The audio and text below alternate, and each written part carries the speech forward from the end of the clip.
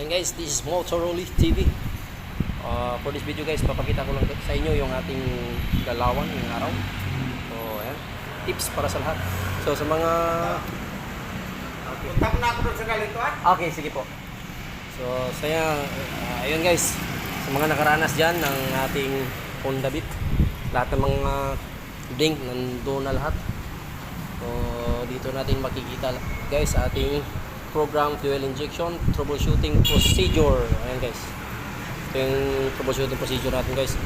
So sa mga nakaranas ng mga tawag nito yung mga DTC malfunction, so mga MIL blink pattern like 8 blink, 7 blink, so wag muna nating pagdiskitaan yung mga sensor guys. So sa mga hindi pa nakakaalam guys,